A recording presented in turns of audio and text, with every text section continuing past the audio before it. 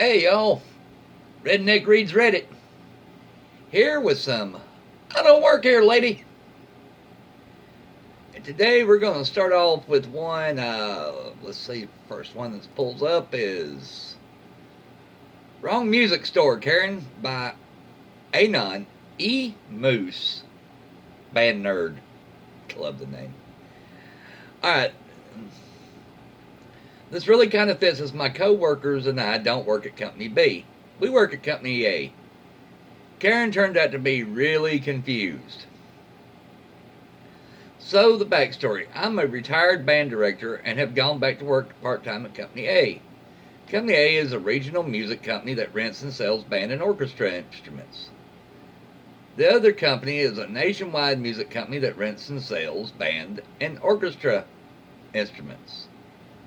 The cast is myself or me, Karen the Confused or KC, M is for manager, and educational representative or ER for short. Repair guy is RG. Although he doesn't say much, just listens in. Karen comes in yesterday afternoon with a folder that holds one of our rental contracts. She makes a beeline for my counter. Yes, ma'am. How can I help you? Karen the Confused, angry and impatient, and in a heavily accented English.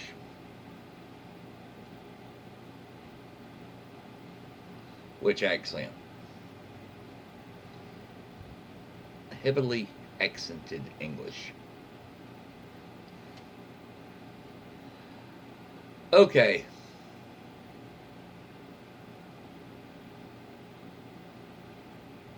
I'm just going to read this. I can't do the accent, please.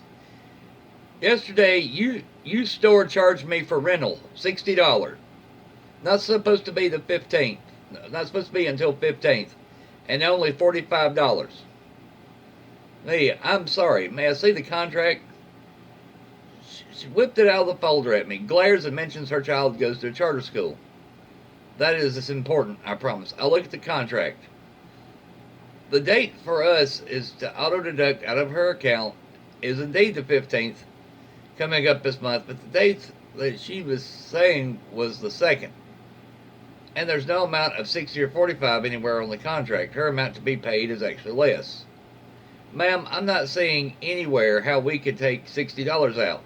Let me look at the computer. I haven't put her information. Computer shows she hasn't even paid her first payment yet, and it's not due for almost another 2 weeks. I tell her that.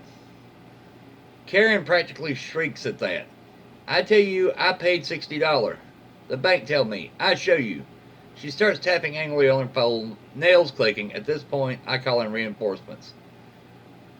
My manager and the ED rep come over. Repair guy is just a few feet behind me, behind a half wall, and computer monitor listening. Me, look at particular computer screen. I type it in and it shows the customer's history. Ma'am, we don't have any record of you making a $60 payment. Interrupted. I show you here. I have it in Spanish. She presses more button. A voice starts reading it, charges off in Spanish. The ED rep who speaks Spanish is intently listening. The voice is saying various companies in English, and then the amounts in Spanish. Karen is getting all flustered by us, listening to her personal business. All of a sudden we hear Company B is $60. ER manager and me exclaim, "Oh!" Karen is still confused. Ma'am, that was Company B that charged you. We're Company A. Still confused. Company B? I declined them. My child go to public school name, and then he switched to charter school name. The ED rep now speaks to her in Spanish. It dawns on KC that she went to the wrong store. She had done a contract earlier with Company B, but it somehow hadn't been canceled when her child switched schools, and then she'd come to us. You need to go to Company B and have them take care of it. Confused Karen very sheepishly. I'm so sorry. I thought you charged me 60 instead of 45 and too soon. That's okay, and we're actually only charging you less than 45, and that won't come out until the 15th. Karen smiled weakly and rushed out. Paraguy laughed and said, "Well, she's getting embarrassed by all those store names and purchases." We all had a laugh about how she came in ready to do battle. It's still nice to have a Karen apologize. Wrong music store, Karen. Well, that's kind of wholesome. I mean, she did at the end apologize. Yeah, it was. I think we've all been guilty of jumping up and going ready to do battle, and then it's yeah, okay, maybe I'm wrong.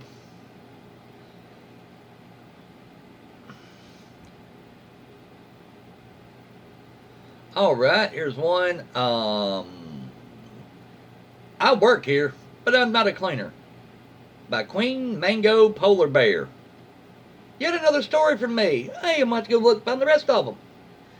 I work for a university part-time whilst doing post-grad.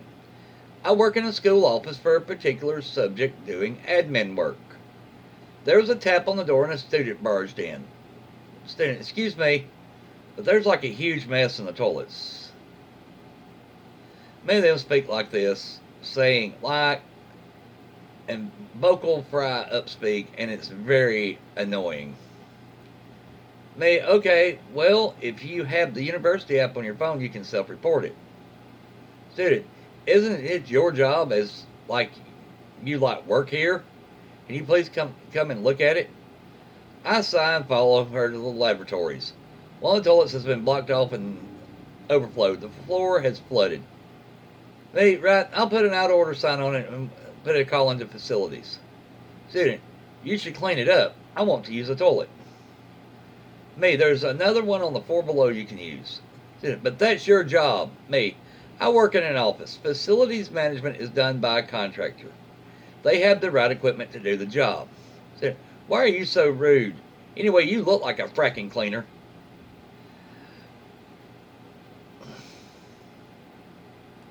I was wearing a nice wrap dress and heels, not dressed like a cleaner. I glanced down at her student ID card and went back to my office and locked the door. She started banging on the door. I rang security and emailed the the school and found that her personal tutor was and emailed them saying that she'd sworn and then harassed me. Security escorted her out of the building and then she got some kind of written warning, not seeing her again. It was such a weird situation like she wanted me, a random person, to get down on my hands and knees to debase myself in front of her by cleaning up. That's the impression I got from her. Yeah.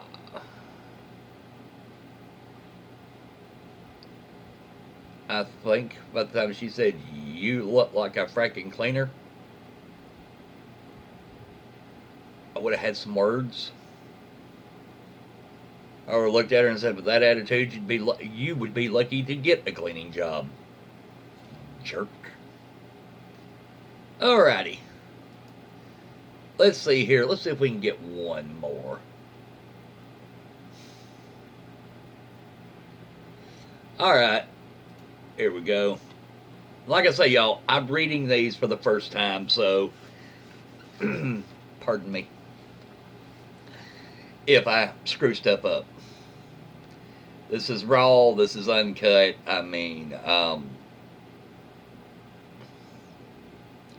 I could edit it and make it really slick, like a lot of the other YouTubers do. These guys, like Mr. Reddit, Storytime, stuff like that. But that's not me. I'm kind of rough. I kind of just do my own thing. So here I am doing my thing. And yeah, y'all get to see it. I won't say you're not seeing it live. Well, I guess if you're sitting here, you'd be seeing it live. But you're not sitting here. You're watching this whenever it may be. But anyway, I digress. Yes, I totally work for the airport as a baggage handler. By Wolf Us Blue. I was listening to some of these stories on YouTube, and this story suddenly came to mind. I was waiting at the airport to pick up my girlfriend. She was going to visit me.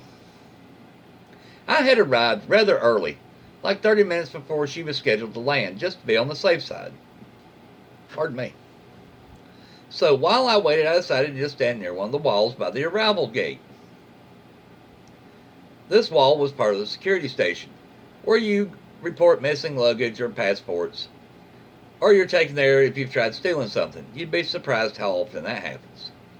But I was standing far enough away not to make them think I needed help or be in the way for anyone who was arriving actually needed help.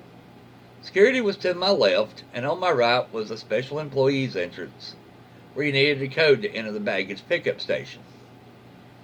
I'm standing there on my phone just waiting, listening to music and texting my girlfriend about how far along she is in the airport, when a family with a big trolley comes out of the arrival gate. I really didn't pay much attention, as they are certainly not my girlfriend, but I did notice they had a lot of luggage. Big family with at least 5 kids. Thus, a big 2-layered trolley. The family gathered all their luggage and went towards the parking lot, and one of the children, teenager, maybe 16, stayed behind to park the trolley.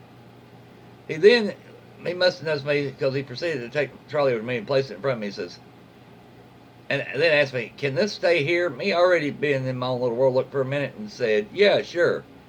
He proceeded to say thanks and walked off. It wasn't until 5 minutes passed I understood what happened. I thought for sure this guy was asking if it was okay for me to have the trolley in front of me if it would be bothering me, or was in the way. Later I realized he was asking if he could leave it here to be picked up by one of the baggage handlers. I know I was standing near the security and employee entrance, but every employee in that airport, especially the ones working with your luggage, wear navy blue shirts, black pants, and black leather shoes, and have a name tag / lanyard with the airport name on them. And on the back of their shirts it says what department they're with. I was wearing black jeans, a zip-up hoodie, and sneakers / joggers, depending on where you're from. And I was listening to music. No lanyard, no name tag. Oh, and I also had my black backpack with me, and my sports bag next to me. And there was in my head no way he'd mistake me for a worker. I guess I was standing too close to the help desk. I don't know. I just thought I'd share a nice, funny story to give you a break from the Karen stories in here. Another wholesome one. Hey, that kid's got 4 brothers or sisters to deal with, and a mom and dad. He was just like, we just got off a plane. The little ones are whiny, more than likely. I just want to get home and get this mess over with, so yeah, you were in the wrong spot. But alright, y'all, so yeah, well, there is you 3 I Don't Work Here ladies. If y'all have liked what I'm doing, like, share, subscribe. When you subscribe, hit the little notification bell. Click it for all so you'll know every time I upload a video. I'm going to be trying to upload a video 2 times a day. And yeah, hope y'all enjoyed it. Catch y'all next time. Have a blessed one, y'all.